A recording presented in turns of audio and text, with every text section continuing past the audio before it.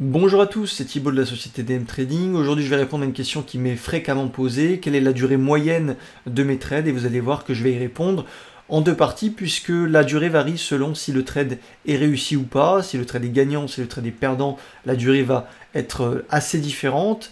Et donc, je vous ai mis ici 4 exemples de trades que j'ai pu prendre ce mois, 2 gagnants, 2 perdants, pour que vous compreniez un petit peu la durée moyenne, le point d'entrée, le point de sortie, et vous allez voir que c'est assez différent en termes de durée.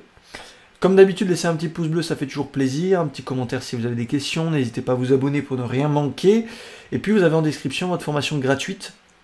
Ça vous permet d'être directement sur la bonne voie et vous avez aussi la possibilité de réserver un coaching avec Vincent ou moi-même de 45 minutes, c'est gratuit. On a quelques disponibilités toutes les semaines, donc assurez-vous d'être disponible si vous réservez un créneau et on vous aiguille sur votre trading, on fait le bilan de ce que vous faites de bien, de ce que vous faites de moins bien, on vous donne quelques astuces, évidemment ça n'engage à rien.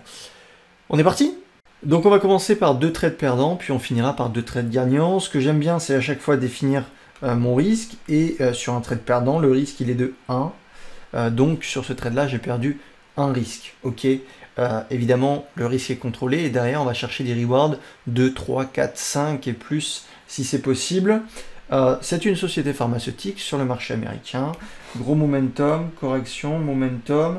Il y a du volume qui rentre ici. On a ici des bougies de contraction bleues, donc c'est un indicateur qu'on a fait coder à DM Trading qui nous permet de voir la contraction de volatilité. Vous commencez à le savoir, c'est ce que je travaille. Les bandes de bol en 1 heure sont également en train de se contracter et je prends position à ce niveau-là et je mets mon stop loss assez court en milieu de range. Et donc, on voit que le trade a été déclenché dans la journée du 3, si je ne m'abuse, et rapidement stoppé 2 heures plus tard. Donc, vous allez voir dans mon trading que les pertes, en général, sont tout de suite sorties du marché. C'est quasiment la journée même ou la journée qui vient. En gros, voilà, il y a à peu près 1 jour de latence maximum pour les trades perdants, et donc ça dure très peu de temps, c'est soit ça part, soit je me fais stopper rapidement. Ça c'est dû évidemment avec le stop loss qui est vraiment très court et qui ne laisse pas tellement d'indécision et de place au marché. C'est soit on part et on décolle et j'ai rapidement des risk rewards, soit ça réintègre, c'est ce qui s'est passé ici sur cette société là, et du coup j'ai un stop loss qui est touché dans la journée quelques heures plus tard. Des fois ça peut être quelques minutes, ça peut être le lendemain, mais en général si on fait une moyenne, on est sur la journée même pour des stop loss. Alors c'est un avantage parce que ça permet de ne garder en position que les trades qui fonctionnent et de ne pas forcément tenir les trades qui ne fonctionnent pas, puisque là effectivement on voit que le surlendemain ça gap. D'ailleurs j'étais en train de surveiller ici si on n'allait pas recasser pour retenter une position. Bon, ça a gapé, donc j'ai pas pu la prendre. Mais voilà, derrière, le marché il peut faire ça. Et donc votre stop loss vous sauve d'un drawdown qui peut être extrêmement important. Et on peut ne pas revenir sur votre point d'entrée. Donc le stop loss il est là pour vous protéger, pour invalider votre scénario. Et pour le coup, sur les trades perdants, je suis quasiment sorti automatiquement dans la journée, les heures qui suivent, au maximum le lendemain. Ok. On va prendre un autre exemple.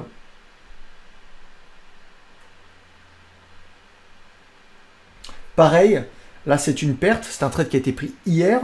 Donc c'est quand je fais cette vidéo, je l'ai prise mardi. Et c'est pareil, on a un fort momentum. Et puis là, regardez, on contracte avec des bougies colorées. Ça m'indique que la volatilité diminue et que c'est à ce moment-là que moi ça m'intéresse, c'est mon setup, la contraction de volatilité, de prendre position pour éventuellement jouer une nouvelle jambe haussière. Ce qu'on peut voir également, c'est qu'on a un range en 1 heure qui est assez bien délimité. Et hier, on le casse sur cette mèche. Okay, donc, je prends position et le stop loss est touché 2 heures plus tard. Et le scénario est invalidé. En tout cas, à court terme, on pourrait éventuellement le reprendre si ça casse. Mais voilà, j'ai un stop loss qui est extrêmement court et donc on laisse très peu d'indécision au marché. Si le marché part, et c'est là où on a les plus beaux trades en général, vous avez directement 2, 3, 4, 5 de risk-reward. Par contre, si ça réintègre et ça hésite pendant un petit moment, en général, vous êtes sorti du marché avec une perte. Et ça permet vraiment de n'aller ne rester que sur des actifs extrêmement forts. Par contre, il faut évidemment accepter la perte, et ça fait partie du jeu. Donc ça, c'est un trade sur OTLK, une biotech. J'aime toujours, la contraction est toujours présente, donc on va essayer de continuer de la travailler. Si on revient franchir cette zone des 9,70, grosso modo, éventuellement je réattaquerai. Alors le marché est dans un contexte un peu moins facile qu'avant, donc il y a ça aussi qu'il faut prendre en compte. Ça va jouer forcément sur le taux de réussite. Donc là, on est sur un actif qui n'a pas fonctionné et qui a été stoppé 2 heures plus tard, puisque le trade a été invalidé sur cette bougie juste ici. Ok. Maintenant, passons à des trades gagnants.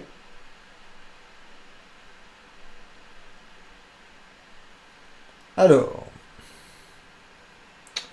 je ne sais plus exactement si c'est plus 3 ou plus 4 que j'ai pris sur le trade, mais grosso modo, on va dire plus 3. Et donc, c'est une société service logiciel informatique encore aux États-Unis. Vous voyez les volumes qui rentrent, c'est assez impressionnant. Un ADR assez élevé là-haut, une tendance haussière, si tu veux bien écrire. Et on a ici une bougie rose qui permet d'identifier cette contraction de volatilité en 1 heure. Je prends position ici, je mets mon stop loss hop, là, et vous voyez que du coup, je crois que j'ai sorti 75% ici sur un risk reward de 3,5-4. Et après, j'en ai sorti les 25% restants ici. Ce qui fait que j'ai encaissé à peu près un peu plus de 3 en termes de risk reward. J'aurais pu éventuellement tenir le trade, mais c'est vrai qu'on est dans un contexte de marché qui est un peu difficile. Donc je préfère assurer des jolis risk reward. Voilà pour un trade gagnant. Écoutez, donc là, ça a duré à peu près 3 jours. Et le reliquat, derrière, par contre, je peux le porter 2 semaines, 3 semaines, peut-être un petit peu plus. Donc, en général, ma prise de profit sur un trade gagnant, c'est 3 à 5 jours. Et le reliquat peut durer quelques semaines derrière si j'ai envie de le tenir. Mais voilà, donc on voit que sur un trade perdant, on est à moins d'une journée, on est sur quelques heures, parfois un peu plus une journée, mais ça arrive très rarement.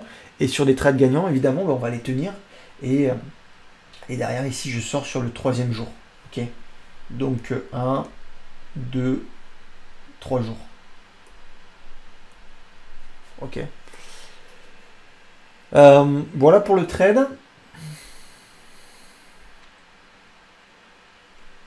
Un autre trade où j'ai gagné plus 3 là aussi, ou plus 4, je sais plus. Honnêtement, je sais plus. J'ai pas le graphique, enfin les chiffres devant les yeux. On a une grosse dynamique haussière, on a du volume. Ok, on vient contracter sur la moyenne mobile 20 juste ici. Et on a du coup ce range qui permet d'identifier du coup cette faible volatilité avec les bandes de Bollinger également. Je prends position ici, je mets mon stop loss milieu de range et derrière, vous voyez, hein, je prends des profits sur cette zone là. Je prends 80% parce que le marché est compliqué et derrière, je crois que je me fais sortir les 20% ici. Donc grosso modo, j'ai pris 80% sur un receveur de 3,5-4 et 20% ici. Donc grosso modo, j'ai encaissé plus 3 ou plus 4, grosso modo. Et là, pareil, on est sur 2 jours pour la première prise de profit. Et ici, on est sur 1, 2, 3, 4, 5, 6 jours. 5 jours. Il n'y a pas plus de relais. Ok. En général, je peux aussi porter 10 jours. Hein, mais grosso modo, 3-5 jours. C'est la première partie de ma prise de profit. Voilà. Donc si on fait un résumé, sur les trades perdants,